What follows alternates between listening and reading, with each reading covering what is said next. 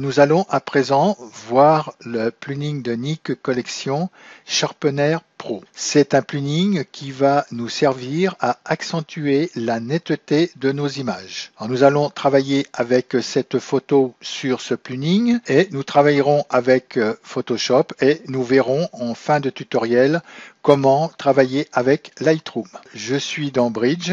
Et pour ouvrir cette image qui est une image brute de mon appareil à photo, je vais cliquer 2 fois sur cette image. Photoshop va s'ouvrir, mais il va ouvrir d'abord Camera Raw vu que c'est un fichier brut. Dans Camera Raw, je ne vais pas retoucher cette image, je vais tout de suite l'ouvrir dans Photoshop. Alors avant de travailler avec le plugin Sharpener Pro, il faudra vous assurer que votre image n'a aucune netteté et aussi enlever le bruit sur cette image. Sur cette image, en zoomant dessus, on voit qu'il y a tout de même du bruit sur ce visage. Je vais supprimer le bruit. Mais avant de supprimer le bruit, je vais lui enlever la netteté. La netteté, on aurait pu la mettre à 0 depuis Camera Raw, comme on l'avait fait dans les autres tutoriels.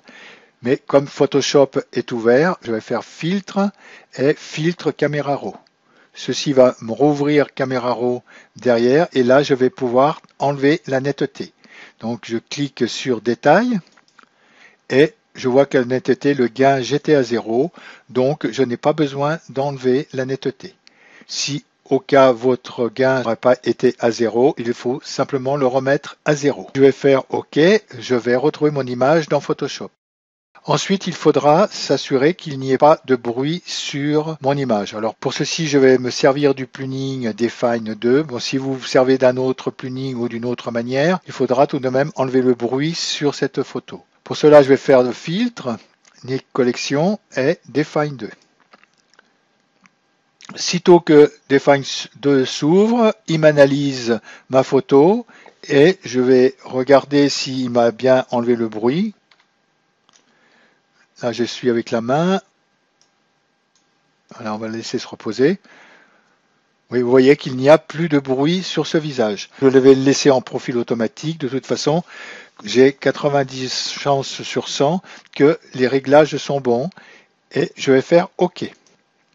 Ce que fait Define 2, il me crée un calque sur l'arrière-plan. Cet arrière-plan, je vais pouvoir éventuellement le mettre à la corbeille.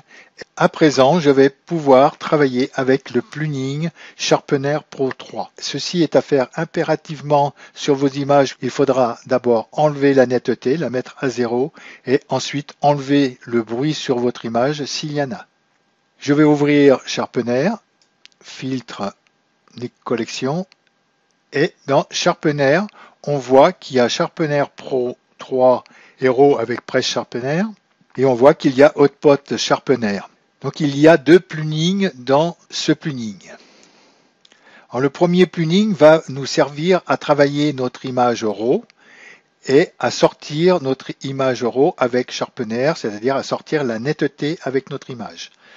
Le deuxième plugin va nous servir à faire de la production de notre image, c'est-à-dire qu'on va pouvoir régler notre image pour la produire, soit le format d'impression, soit dans d'autres postes de production. On va d'abord travailler sur RAW Press Sharpener. Je clique dessus pour l'ouvrir. Dans l'interface qui s'ouvre, nous avons exactement la même interface que nous avions dans Define 2, sauf cette fenêtre de droite où on a l'intensité adaptative qui est déjà réglée à 50% et on va pouvoir accentuer les surfaces ou accentuer les bords. Ensuite, on va avoir une qualité d'image. Alors, soit on a un ISO élevé dans notre image. Là, particulièrement, j'ai un ISO à 250. Il est un peu élevé. On pourrait prendre ISO élevé pour cette image. Si vous avez un ISO un peu moins important, dans les 100, 150, vous pourrez travailler avec une qualité d'image normale. Nous avons en dessous les célèbres points de contrôle pour travailler sur cette image. Et nous pourrons aussi travailler par les plages de couleurs. Alors dans cette interface, puisqu'on est en train d'en faire le tour, nous avons toujours les sortes d'affichage, fractionner l'aperçu, nous avons aussi les images d'aperçu côte à côte. Nous avons l'aperçu qu'on pourra cocher ou décocher. Et nous avons les modes. Alors en mode, nous pourrons travailler sur les modes accentués, sur la superposition des effets, sur le masque d'effets. Ça, nous allons voir quand on va commencer à travailler avec notre image. Et là, nous avons les outils de déplacement. Ici, simplement l'outil de sélection, la loupe, la main, et là, pour changer l'affichage de l'arrière-plan en passant de différentes couleurs qui nous sont proposées. En dessous, avec Photoshop, nous avons OK pour enregistrer notre image, annuler si on s'est trompé ou qu'on ne veut pas la sauvegarder, et nous aurons le pinceau si on veut retravailler sur un masque de fusion avec Photoshop.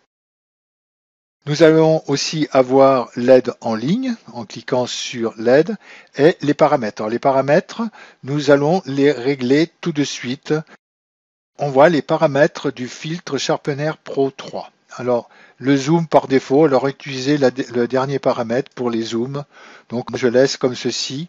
Le mode d'aperçu, utilisez les derniers modes d'aperçu, oui. L'aspect par défaut, utilisez les derniers paramètres, oui. Alors, après avoir cliqué sur OK, appliquez l'effet filtré à un autre calque, oui, ça va vous ressortir un nouveau calque dans Photoshop. Et si vous décochez cette case, vous n'enverrez aucun renseignement sur l'utilisation que vous faites de ce plugin à Google. Je vais faire OK là-dessus et nous allons commencer à travailler avec RAW Sharpener. Alors pour travailler avec RAW Sharpener, je vais zoomer un maximum sur le visage de cette petite fille.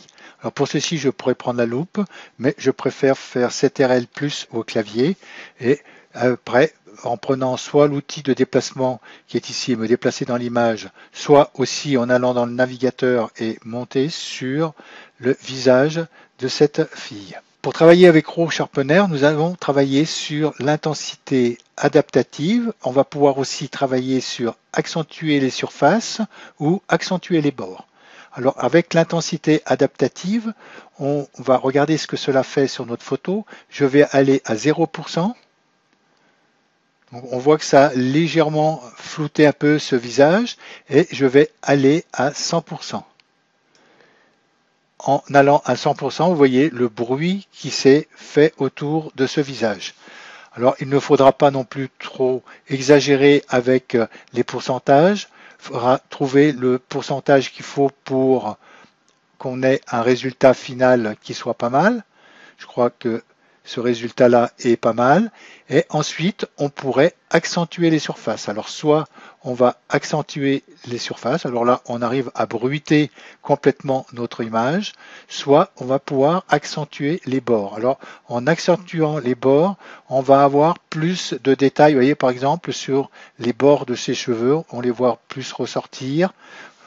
Ça va nous faire de genre de détails comme ceci.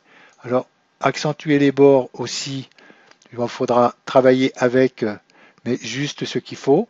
Et pour remettre les paramètres à 0, vous avez fait 2 clics dessus, le curseur, et vous remettez le paramètre comme il était au départ. Et ensuite, on va pouvoir travailler avec l'accentuation sélective. Alors regardez d'avoir l'accentuation sélective cochée. Avec l'accentuation sélective, on va pouvoir travailler avec les points de contrôle premier. Et après, nous travaillerons avec les plages de couleurs. On va rester sur ces points de contrôle.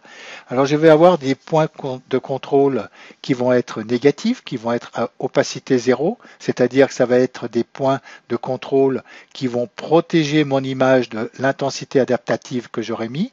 Et je vais avoir des points de contrôle qui vont être plus, c'est-à-dire qui vont laisser l'intensité adaptative sur mon image, ou même je pourrais encore jouer avec le pourcentage afin de diminuer peut-être cette intensité adaptative. Pour appliquer les points de contrôle, je vais appliquer un point de contrôle moins. Alors pour ceci, je vais revenir en plein écran et je vais appliquer des points de contrôle sur l'arrière-plan afin que l'intensité adaptative n'agisse pas sur l'arrière-plan de cette photo.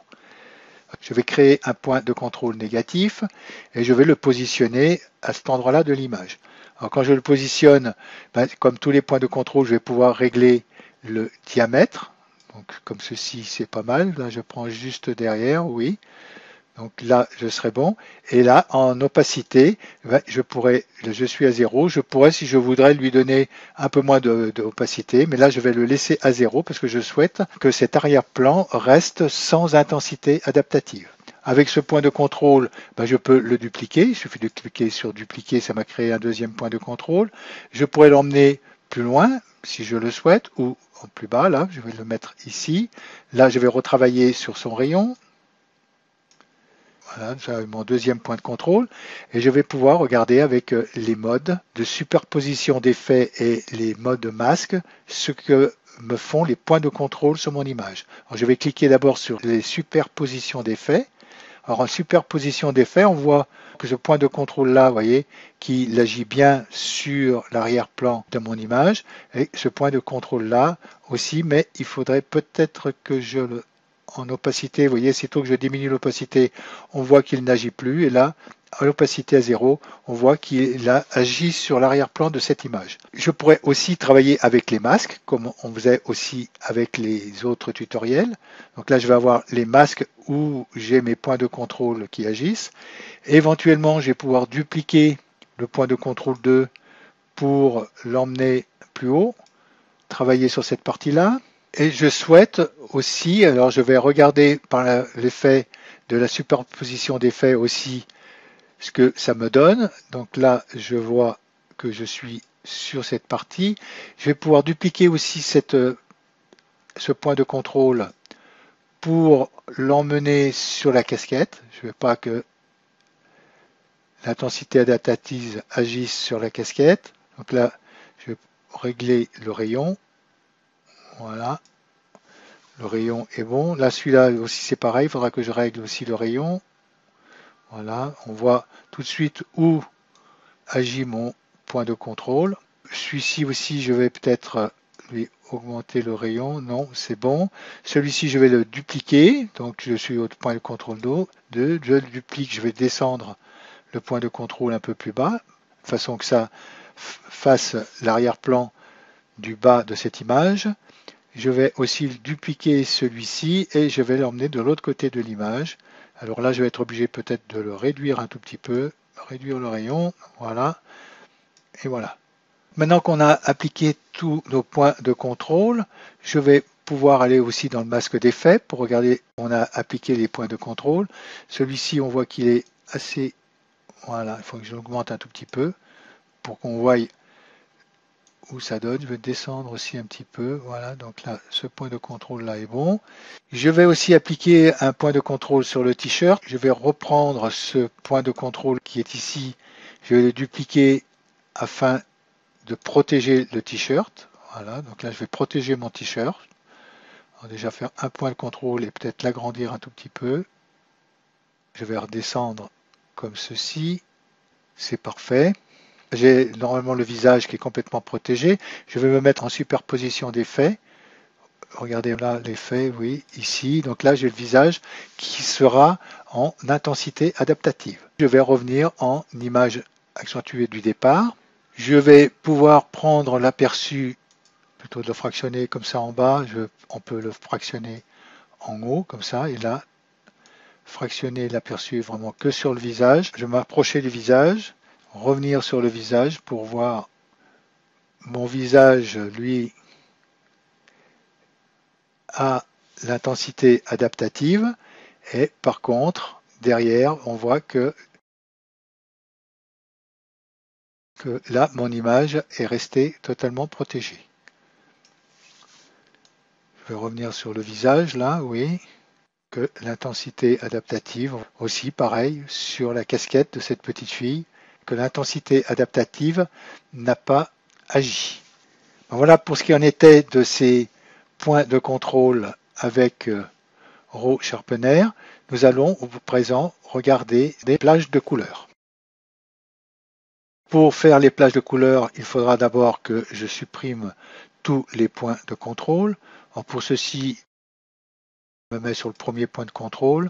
Avec la touche majuscule enfoncée, je me mets sur le dernier point de contrôle et je fais supprimer. Alors voulez-vous vraiment supprimer les points de contrôle? Si vous voulez plus voir cette fenêtre s'ouvrir, vous faites ne plus afficher et faites oui. Je n'ai plus aucun point de contrôle. Maintenant, je vais pouvoir travailler avec les plages de couleurs. Alors, avec les plages de couleurs, ça va être exactement comme on avait travaillé avec l'ancien tutoriel. C'est-à-dire, je vais pouvoir travailler sur différentes plages avec l'intensité adaptative. C'est-à-dire, je vais de nouveau rezoomer sur mon image, remonter sur le visage et je vais augmenter l'intensité adaptative de façon à ce qu'on voie un petit peu mieux, parce que j'ai trouvé qu'on ne voyait pas beaucoup là sur l'ancien tutoriel. Là, on voit ce ne serait pas à faire parce qu'on voit que le visage est un petit peu bruité, mais on va le laisser comme ça, de toute façon on verra mieux ce qu'on fait et on va pouvoir travailler avec des plages de couleurs. Je vais additionner une couleur. Cette couleur, je vais choisir la pipette et je vais venir sur le visage et là je vais pouvoir appliquer mon intensité adaptative à un pourcentage dessus. Alors, je vais augmenter le pourcentage. On va partager le visage en deux, comme ceci. Et on voit, vous voyez, là, l'avant et là, l'après. Donc là, comme on a mis notre intensité, donc le diminuer, on pourrait le diminuer carrément pour enlever l'intensité adaptative ou la mettre comme elle est ici à 69%. Je vais le descendre un tout petit peu, comme ceci. Je pourrais prendre des autres points, éventuellement reprendre la pipette, aller ici sur une autre couleur différente. Là, on voit qu'on est beaucoup plus clair. Je vais descendre avec l'ascenseur et mettre à peu près l'intensité comme j'ai mis à 85 pour travailler sur ces points qui est ici. Donc les autres points, je pourrais les supprimer, ils ne me servent à rien et laisser que les points que j'aurais fait, en faire éventuellement un autre sur cette partie qui est un peu plus rouge ici. Peut-être reprendre, non, je vais reprendre la pipette. Allez, voilà. Et sur ce point, il me l'a déjà mis à 85% parce qu'il voyait que j'avais réglé les autres à 85% et je pourrais revenir dessus comme ceci. Mon travail fini, soit je vais sur Photoshop et j'enregistrerai ce calque sur Photoshop comme ceci, soit je peux prendre le pinceau pour créer un masque de fusion. Je vais prendre le pinceau pour retravailler sur cette image. Je demande si je veux travailler aussi avec des autres plugins de Nik Collection. Je lui fais appliquer et il m'applique le masque sur l'image. Je vais fermer cette fenêtre et avec ce masque, le noir, non, je vais prendre le blanc.